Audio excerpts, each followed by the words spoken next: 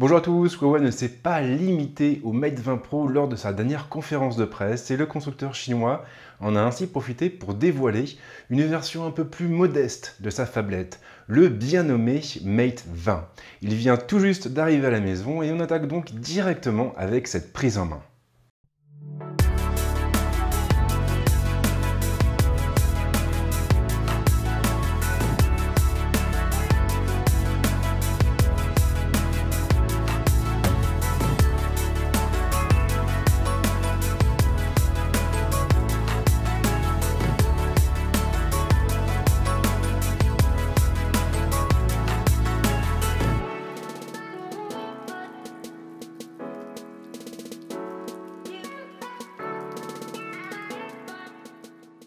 Si Huawei a réussi à se hisser à la seconde place du podium des constructeurs mobiles en termes de vente, eh bien c'est avant tout grâce à sa politique tarifaire extrêmement agressive et à sa politique de la terre brûlée.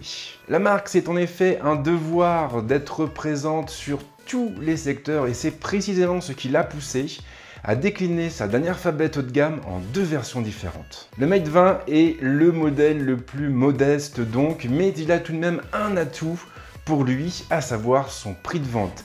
Il est effectivement proposé tarif constructeur à 799 € au lieu des 999 € du Mate 20 Pro. En contrepartie, il faut se contenter d'un écran IPS moins bien défini et de seulement 4 Go de mémoire vive, le tout avec une ou deux fonctions en moins. Mais la question que vous vous posez, c'est sans doute de savoir si le Mate 20 vaut réellement le détour. Alors je vous le dis franchement, il faudra attendre mon test pour le savoir, mais en attendant, vous allez au moins pouvoir voir à quoi ressemble l'appareil grâce à cette prise en main.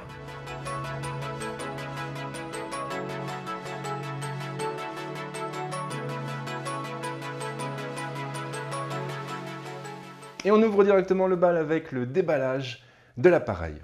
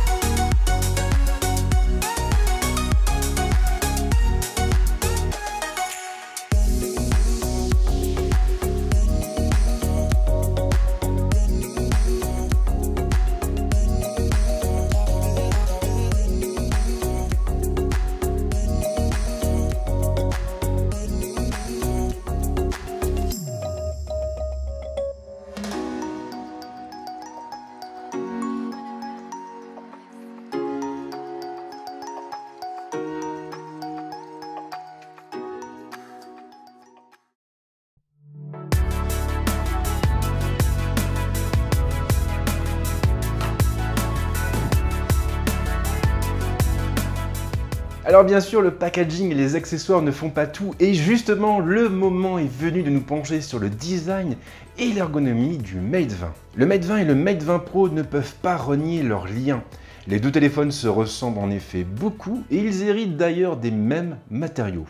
Ils sont en effet tous les deux dotés d'un boîtier composé de deux plaques en verre et d'une armature métallique, le tout avec un écran aux bordures contenues. Toutefois, il suffira de placer les deux appareils côte à côte pour distinguer de multiples différences. L'écran du Mate 20 pour commencer n'est pas bombé, mais droit.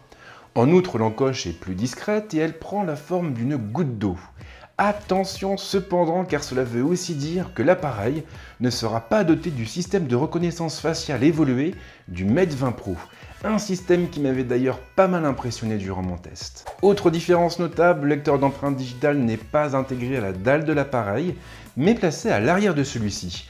Le bon côté de la chose, c'est qu'il devrait logiquement être plus précis et plus réactif que celui du Mate 20 Pro.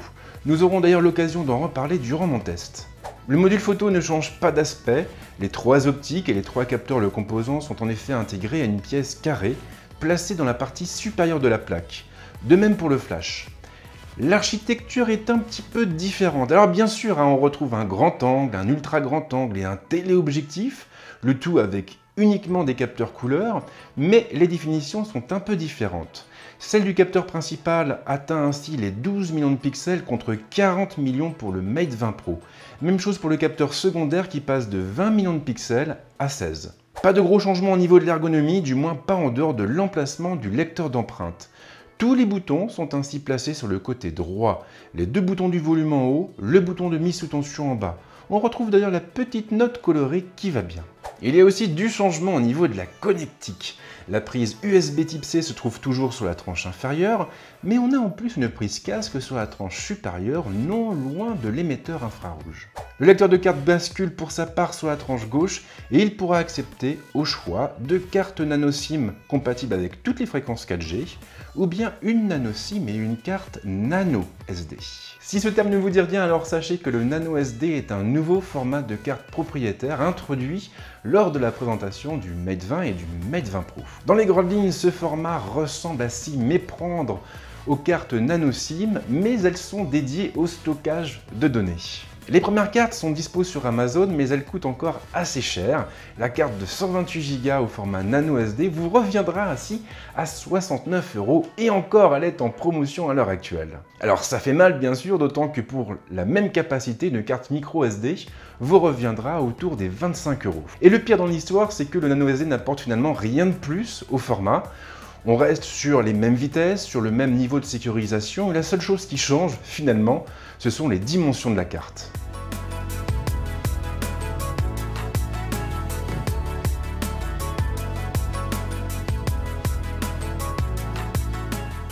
Je ne vais pas vous mentir, après avoir testé le Mate 20 Pro, j'avais très peur d'être déçu par le Mate 20.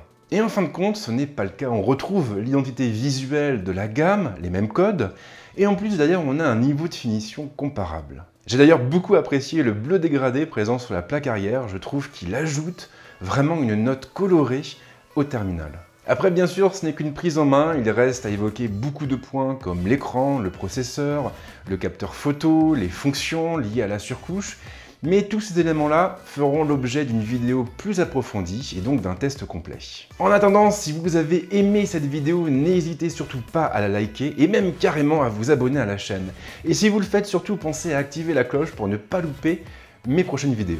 En ce qui me concerne en tout cas, je vous souhaite de passer une bonne semaine ou un bon week-end et c'est promis, on se retrouve très vite. Ciao!